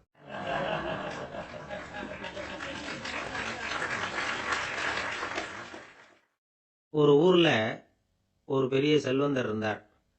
பணத்துக்கு பஞ்சம் இல்லை. அதனால இந்த உலகத்துல முடியாத காரியம் எதுவும் இல்லைன்னு நினைச்சார். பணம் இருந்தாலும் அந்த நினப்பு தானா வந்துடும். அதனால இவரும் அப்படி நினைச்சதுல ஒன்றும் தப்பு இல்லை. அந்த ஊருக்கு குருநானக் ஒரு தடவை வந்தார். அவருக்கு இந்த செல்வந்தர் ரொம்ப பிரமாதமா ஒரு வரவேற்பு கொடுத்தார். ஊர் எல்லையிலேயே எங்க வீட்டுக்கு விருந்து சாப்பிட்டுட்டு போகணும்னு கேட்டுக்கிட்டார். அவரும் சரின்னு ஒத்துக்கிட்டார். உடனே தன்னுடைய பங்களாவில் ஒரு பெரிய விருந்துக்கு ஏற்பாடு பண்ணார். குருநானக் அழைச்சிட்டு வீட்டுக்கு போனார், உட்கார வச்சார். ஐயா, நான் இந்த ஊர்லயே ரொம்ப பெரிய வசதி உள்ளவன், என்னால் எல்லாம் முடியும், உங்களுக்காக நான் என்ன செய்யணும்னு சொல்லுங்க, எதுவாக இருந்தாலும் பரவாயில்ல, எவ்வளவு செலவானாலும் பரவாயில்ல, என்னால் செய்ய முடியும், என்ன செய்யணும்னு சொல்லுங்க, அது போதும், நான் செய்கிறேன் அப்படின்னு நான் ரொம்ப பணிவா. இதை கேட்டதும் குருநானக் சிந்திச்சார் கொஞ்ச நேரம். அதுக்கப்புறம் தன்னோட சட்டை பைக்குள்ள கையை விட்டு ஒரு பழைய ஊசி ஒன்று எடுத்தார். அந்த செல்வந்தர்கிட்ட கொடுத்தார். இதை பாருங்க, இவ்வளவு தூரம் நீங்கள் கேட்கறதுனால சொல்கிறேன், எனக்கு நீங்கள் செய்ய வேண்டிய உதவி இதுதான்னார். ஊசியை கையில் வாங்கிக்கிட்டு இதை என்ன செய்யணும்னு சொல்லுங்க அப்படின்னார் அவர். நீங்கள் செய்ய வேண்டியது என்னன்னா, இந்த ஊசியை பத்திரமா வச்சிருக்கணும். நாம் 2 பேரும் இறந்து போனதுக்கு பின்னாடி இன்னொரு உலகத்தில் நாம் சந்திக்கக்கூடிய வாய்ப்பு இருக்குது. அப்போ இந்த ஊசியை என்கிட்ட கொண்டாந்து கொடுக்கணும். இதுதான் நீங்கள் எனக்காக செய்ய வேண்டிய உதவி அப்படின்னார் குருநானக் லேசாக சிரிச்சுக்கிட்டே. இதை கேட்ட உடனே இந்த பெரியவர் முழிக்க ஆரம்பிச்சிட்டார். அது எப்படிங்க, நான் சாகிறப்ப எப்படி இந்த ஊசியை எடுத்துக்கிட்டு இன்னொரு உலகத்துக்கு வர முடியும்னார். ஊசி மாதிரி ஒரு சின்ன பொருளை கூட இந்த உலகத்தை விட்டு நாம் போகிறப்ப எடுத்துகிட்டு போக முடியாதுங்கிறப்போ உங்களோட செல்வத்தையெல்லாம் எப்படி அங்கே எடுத்துகிட்டு வர போகிறீங்க அப்படின்னு கேட்டார் குருநானக். அதுக்கப்புறம் தான் இந்த பெரியவர் யோசிக்க ஆரம்பித்தாராம். குருநானக் சொல்கிறார், இதை பாருங்க, நாம் செய்கிற நல்லது கெட்டது தான் கடைசி வரைக்கும் நம்ம கூட இருக்கும். அடுத்தவங்க நல்லா இருக்கணுங்கிறதுக்காக பொருளை செலவு செய்யணும். அப்படி செய்யலைன்னா எந்த பிரயோஜனமும் இல்லை அப்படின்னார்.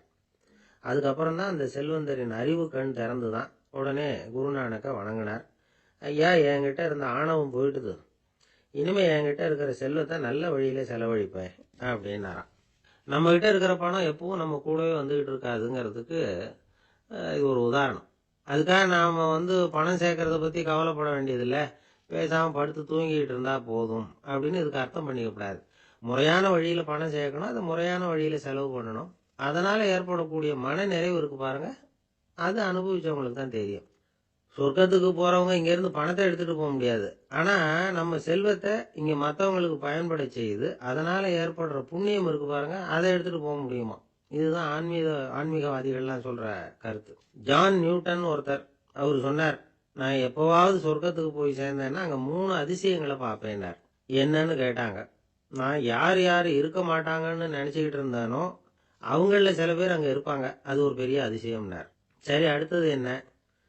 2வது அதிசயம் என்னன்னா, அங்க இருப்பாங்கன்னு நான் எதிர்பார்த்த சில பேர் அங்க இருக்க மாட்டாங்க அப்படின்னார்.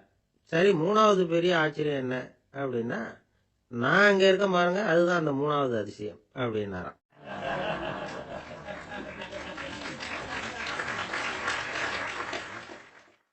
ஒருத்தர் ஓடி வந்தார், இன்னொருத்தரை பார்த்து, சார் உங்க சைக்கிளை ஒரு நாள் இரவல் கொடுங்களேன், பக்கத்து ஊருக்கு போயிட்டு வர வேண்டியிருக்கு அப்படின்னார். இவர் சைக்கிளை கொடுத்து பத்திரமா கொண்டுட்டு போங்கன்னார்.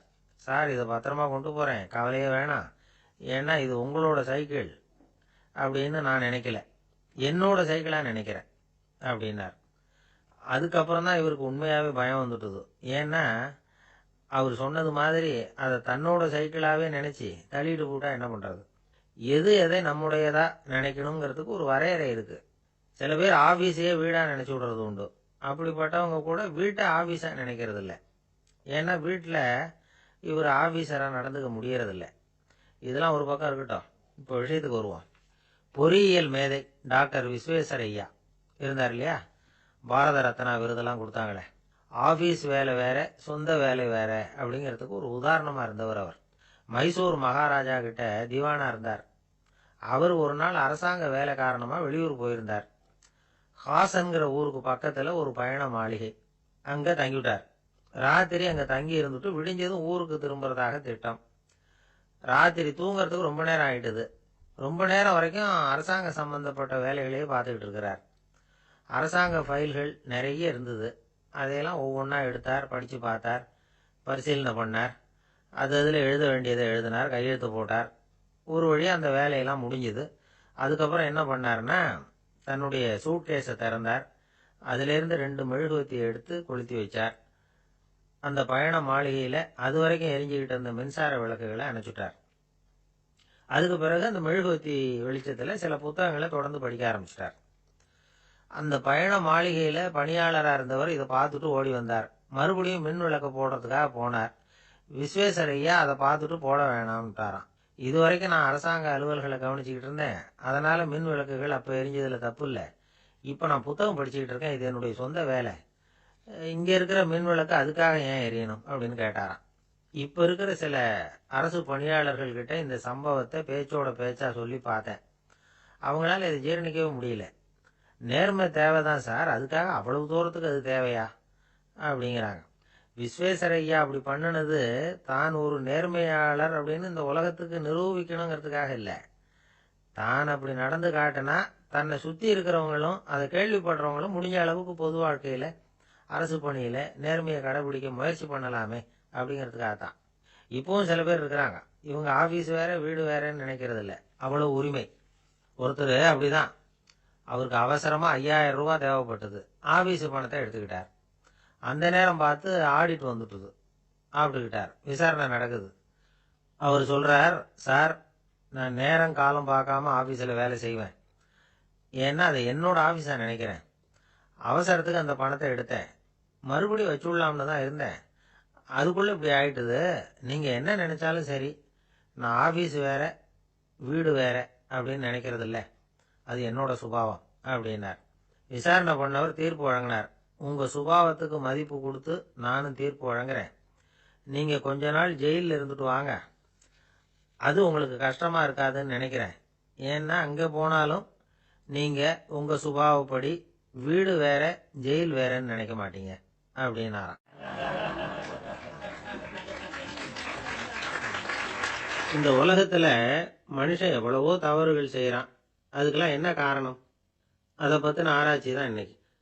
இதுக்கு ஆராய்ச்சி என்னத்துக்கு, அது தெரிஞ்ச விஷயம் தானே அப்படின்னு நீங்க நினைக்கலாம். ஆனா அப்படி அலட்சியமா இந்த விஷயத்தை விட்டுறக்கூடாது.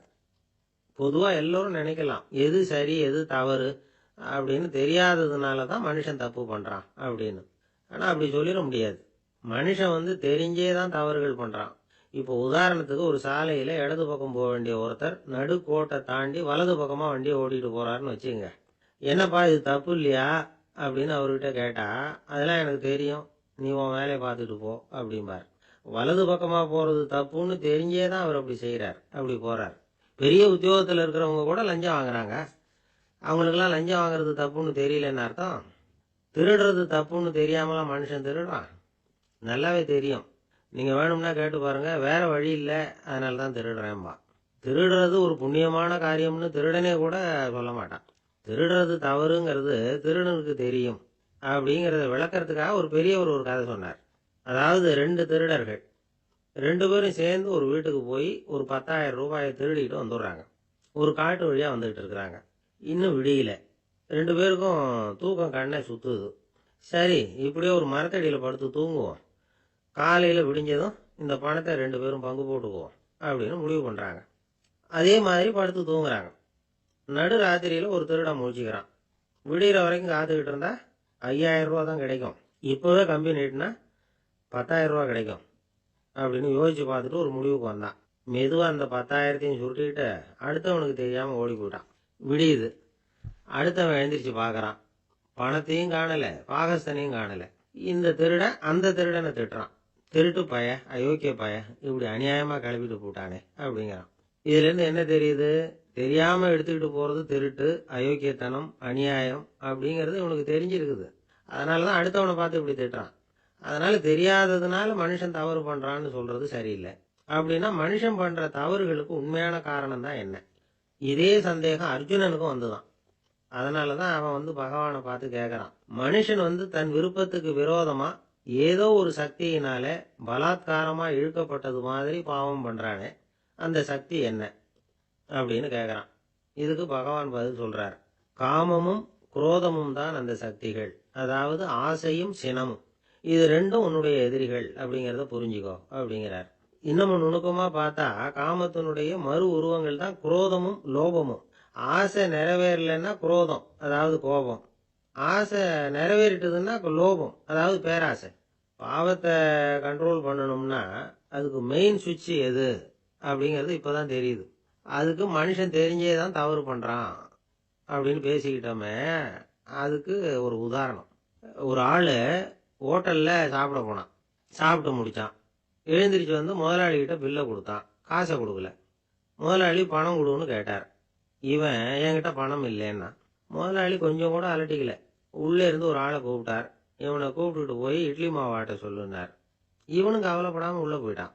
அப்போ அழைச்சிட்டு போற ஆளு கேக்குறான், ஏன் சார் சாப்பிடுறதுக்கு முன்னாடி காசு இல்லைங்கிறது உங்களுக்கு தெரியாதா அப்படின்னு கேக்குறான். தெரியும், காசு இல்லைங்கிறதும் தெரியும், காசு இல்லாம சாப்பிட்டா மாவாட்டணுங்கிறதும் தெரியும் அப்படின்னா அந்த ஆள்.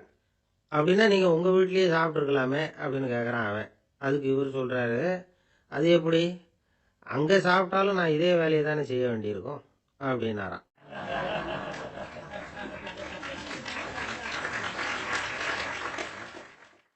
நம்மள மாதிரி ஒரு ஆசாமி அவன் நம்மள மாதிரியே கற்பனை பண்ணான். அதாவது நாம தான் இந்த உலகத்துல ரொம்பவும் கஷ்டப்படுறோம், மற்றவங்க எல்லாம் சந்தோஷமா இருக்கிறாங்க அப்படின்னு அவன் நினைச்சுக்கிட்டான். அவன் ஒரு நாள் கடவுளை வேண்டிக்கிட்டானான். சுவாமி, இந்த உலகத்துல எவ்வளவோ பேர் இருக்கிறாங்க, ஒவ்வொருத்தருக்கும் ஒவ்வொரு விதமான கஷ்டம் இருக்கலாம், ஒத்துக்கிறேன். இருந்தாலும் எனக்கு அது கொஞ்சம் அதிகமா இருக்கிறது மாதிரி தெரியுது. அதனால நீங்க எனக்காக ஒரு சின்ன உதவி செஞ்சா போதும். அது வேற ஒண்ணும் இல்லை, என்கிட்ட இருக்கிற துயரங்களை இன்னொருத்தர் யாருக்கிட்டையாவது கொடுத்துருங்க, அவர்கிட்ட இருக்கிற துயரங்களை என்கிட்ட மாத்தி கொடுத்துருங்க. ஒரு மியூச்சுவல் டிரான்ஸ்ஃபர், அவ்வளவுதான். அப்படி பண்ணிவிட்டா போதும் அப்படின்னு வேண்டிக்கிட்டானான். அன்னைக்கு ராத்திரியே அவன் ஒரு கனவு கண்டிருக்கான். வானத்திலிருந்து ஒரு குரல் கேட்டிருக்கு. அது என்ன சொல்லிச்சு தெரியுமா?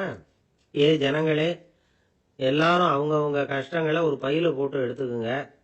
அப்படி எடுத்துக்கிட்டு நேரா இந்த ஊர் எல்லையில இருக்கிற கோயிலுக்கு சேருங்க அப்படின்னு அந்த குரல். ஆஹா, கடவுள் நம்ம பிரார்த்தனைக்கு செவி சாய்ச்சுட்டார் அப்படின்னு சந்தோஷப்பட்டான் இவன். உடனே என்ன பண்ணான், தன்கிட்ட இருந்த கஷ்டத்தையெல்லாம் ஒரு சாக்கு பையில போட்டு எடுத்துக்கிட்டான்.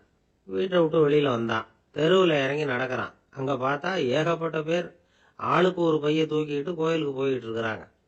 சில பேர் மூட்டையா கட்டி தலையில சுமந்துக்கிட்டு போயிட்டு இருக்கிறாங்க. இவன் பார்த்தான். இவனுக்கு ரொம்ப ஆச்சரியமா இருந்தது. ஏன்னா எல்லாரும் வச்சிருக்கிற பைய இவன் பையை விட பெருசா இருந்தது. இவன் பை தான் இருக்கிறதுலயே கொஞ்சம் சின்னதா தெரிஞ்சது. இப்ப அவன் மறுபடியும் சாமியை வேண்டிக்கிட்டான், கடவுளே இப்போ உள்ள சூழ்நிலையை கவனிச்சா என்கிட்ட இருக்கிற பையே பரவாயில்லன்னு தோணுது. அதனால வேற ஒரு பை எதையும் மாற்ற வேணாம், இதுவே பரவாயில்ல, இந்த பையோட திரும்பி வீட்டுக்கு போனா போதும்னு நினைக்கிறேன் அப்படின்னு எதோ நினைக்க ஆரம்பிச்சுட்டான் அவன். எல்லாரும் கோயிலுக்கு போய் சேர்ந்தாங்க. கோயில்ல அந்த குரல் மறுபடியும் கேட்டுது. எல்லாரும் அவங்கவுங்க பைகளை சுவத்துல தொங்க விடுங்க, திடீர்னு விளக்குகள் அணையும், மணி அடிக்கப்படும், அதுதான் அடையாளம். அந்த சமயத்துல இருட்டுல உங்களுக்கு வேண்டிய பைய நீங்க மாத்தி எடுத்துக்கலாம், தேர்ந்தெடுத்துக்கலாம். வெளிச்சம் இருக்கிறப்பவே உங்களுக்கு பிடிச்ச பைக்கு பக்கமா பார்த்து நீங்க நின்னுக்கலாம் அப்படின்னு சொல்லி விவரம் சொல்லிச்சான் அந்த குரல். அப்படி சொன்னதுக்கு அப்புறம் திடீர்னு விளக்கு அணைஞ்சுது, மணி அடிச்சுது. கொஞ்ச நேரம் கழிச்சு மறுபடியும் விளக்குகள்லாம் எரிஞ்சுது. இப்போ பார்த்தா எல்லாரும் அவங்கவுங்க பையையே கெட்டியா பிடிச்சிட்டு நிக்கிறாங்க. இவனும் அப்படியே நிக்கிறான். இவன் மெதுவா பக்கத்துல நிக்கிறவங்கிட்ட கேட்டானா, ஏன் நீங்க பைய கையிலேயே வச்சிருக்கிறீங்க, செவுத்துல மாட்டலையா அப்படின்னு கேட்டிருக்கான்.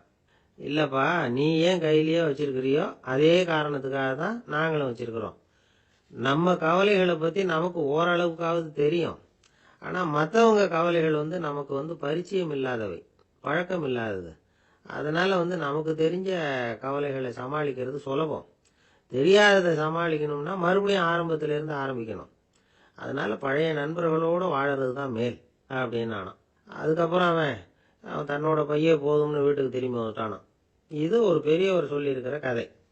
அதனால நம்ம கிட்ட இருக்கிற கஷ்டங்கள் தான் பெருசு, அதை இன்னொருத்தங்கிட்ட கொடுத்துட்டு மாத்திக்கலாம் அப்படின்னு நினைக்கிறது தப்பு. இதே மாதிரி இன்னொரு சம்பவம். ஒரு ஊர்ல ஒரு நாள் ராத்திரி ஆகாயத்திலிருந்து கடவுள் குரல் கேட்குது. இந்த ஊர்ல இருக்கிற ஜனங்கள்லாம் கொஞ்சம் கவனிங்க, உங்களுக்கு ஒரு செய்தி. அதாவது இங்க இருக்கிற ஜனங்கள்லயே கொஞ்சம் கூட கவலையே இல்லாத ஆள் யாருன்னு எனக்கு தெரியணும். அதனால எல்லாரும் அவங்க கவலைகளை ஒரு பையில போட்டு எடுத்துக்கிட்டு கோயிலுக்கு வாங்க அப்படின்னாரு கடவுள். உடனே வரிசையா எல்லாரும் வர ஆரம்பிச்சாங்க. எல்லார் கையிலயும் பை இருந்தது, சின்னதும் பெருசுமா. கவலையே இல்லாத ஆள் யாருன்னு தேடினார் கடவுள். ஒரே ஒரு ஆள் மட்டும் கையில எதுவும் இல்லாம வெறும் கையை வீசிக்கிட்டு ரொம்ப ஜாலியா நடந்து வந்துகிட்டு இருந்தான். கடவுள் அவங்ககிட்ட போனார். ஏன்பா உனக்கு கவலையே இல்லையா அப்படின்னு கேட்டார். எனக்கும் சில கவலைகள்லாம் உண்டு அப்படின்னு நானா அவன். எங்க அதெல்லாம்னு கேட்டிருக்காரு கடவுள். பின்னாடி லாரியில வந்துகிட்டு இருக்கு அப்படின்னு நானா அவன்.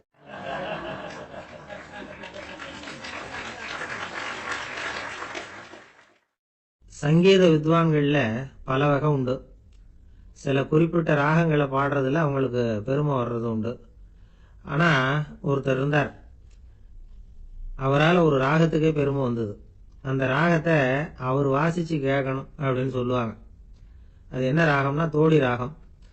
சரி, அந்த வித்வான் யாருன்னா அவர் தான் திருவாவடுதுறை ராஜரத்னம் பிள்ளை. பேராசிரியர் கல்கி ஒரு சமயம் தம்முடைய பத்திரிகையில எழுதினாராம். அதை அப்படியே படிக்கிறேன் கேளுங்களேன்.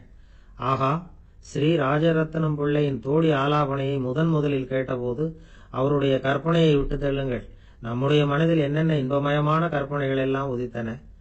குழந்தை தாயிடம் கொஞ்சம் குரலை கேட்டோம், அன்னை குழந்தையிடம் கொஞ்சம் குரலை கேட்டோம், ரதியும் மன்மதனும் பேசிக்கொண்ட காதல் மொழிகளை கேட்டோம், முருகன் சிவபெருமான் செவிகுளிர மொழிந்த உபதேசத்தை கேட்டோம், கலைமகள் கவியனுக்கு அருளிய ஆசி மொழிகளை கேட்டோம், நாரத முனிவருடைய தம்பூரா சுருதியை கேட்டோம், ராவணன் தன் எலும்பை ஒடித்து வீணையாகச் செய்து வாசித்த கானத்தை கேட்டோம், கானப் பறவைகளின் கலகல ஒலியை கேட்டோம், கோலக்குயில்களின் குரல் இனிமையை கேட்டோம். இப்படிலாம் பேராசிரியர் கல்கி விமர்சனம் எழுதியிருக்கிறார் திருவாவடுதுறை ராஜரத்னம் பிள்ளை அவர்களுடைய வாசிப்பை கேட்டுட்டு. டி.என். ராஜரத்னம் பிள்ளை இறந்து போனார். அப்போ கவிஞர் கண்ணதாசன் எழுதினார், செவியினில் ஓடி எங்கள் சிந்தையில் ஓடி இந்த புவியெல்லாம் ஓடி நின்பார் பொங்கிய தோடி வேறெங்கு எவரிடம் போகும் ஐய இனி அதை காப்பார் யாவர் அவிந்தனின் சடலத்தோடே அவிந்தது தோடிதானும் அப்படின்னு எழுதினாராம். அந்த அளவுக்கு அவருடைய தோடியை ரசித்தவர்கள் உண்டு. அதே மாதிரி தோடினா என்னன்னு தெரியாமலே அவரை ரசித்தவங்களும் அந்த காலத்துல உண்டு. அதாவது ஒரு பெரிய சபையில இவர் வாசிச்சுக்கிட்டு இருக்கிறார். பாதியில ஒரு பெரிய மனுஷன் உள்ள வந்தார். அவர் உடம்புல பட்டு வேஷ்டி, ஜருகை, அங்கவஸ்திரம், வாயில வெத்தலை, வாசனை புகையில, காதுல வைரக்கடுக்கன், கழுத்துல தங்க சங்கிலி, கை விரல் பூரா மோதிரம், கையில ஒரு வெள்ளி வெத்தலை புட்டி, உதவிக்கு 2 பேர் பக்கத்துல. இவ்வளவு பந்தாவோட வரார் கச்சேரி கேட்கறதுக்கு. இப்படி வந்தவர் முதல் வரிசையில் வந்து உட்கார்ந்தார். வித்வான் வாசிச்சு முடிச்சதும் இவர் அவரை பார்த்து, ஐயா, நீங்க தோடி வாசிக்கிறதுல ரொம்ப கெட்டிக்காரர்னு கேள்விப்பட்டிருக்கேன், அதை கேட்கறதுக்காக தான் மெனக்கிட்டு வந்திருக்கிறேன், அதை வாசிங்களேன் அப்படின்னாராம் இந்த பெரியவர். ராஜரத்னம் பிள்ளைக்கு ஒன்றும் புரியல. ஏன்னா இதுவரைக்கும் அவர் வாசிச்சுக்கிட்டு இருந்ததே அந்த தோடி ராகத்தை தான். அதை வாசிச்சு முடிச்சதும் அதை வாசிங்களேன்னு இவர் கேட்கிறார். அப்படின்னா இவரோட ஞானம் எப்படிப்பட்டது? இவ்வளவும் கேட்டுட்டு இப்படி கேட்கிறாரே அப்படின்னு அவர் யோசிச்சிருக்கிறார் ராஜரத்னம் பிள்ளை. உடனே என்ன பண்ணார் தெரியுமா? பக்கத்துல ரொம்ப சாதுவா சுருதி போட்டுக்கிட்டு இருந்த ஒரு முதுகுல ஓங்கி ஒரு குத்து விட்டாராம். அவருக்கு ஒன்றும் புரியல, எதுக்கு நம்மளை அடிக்கிறாரு இவரு, நம்மளை குத்துறாரு வித்வான்னு. அவர் அதிர்ச்சியால இவர் நிமிர்ந்து பார்த்திருக்கார். அப்போ ராஜரத்னம் பிள்ளை சொன்னாராம், ஏய்யா, ஐயா பெரிய மனுஷன், என்னுடைய பரம ரசிகர், தோடி ராகம் கேட்கணுங்கிறதுக்காக இவ்வளவு தூரம் வந்திருக்கிறார், வந்து முத வரிசையில் உட்கார்ந்துருக்கார். நீ இந்த சமயம் பார்த்து தோடி ராகம் வாசிக்கிற நாதஸ்வரத்தை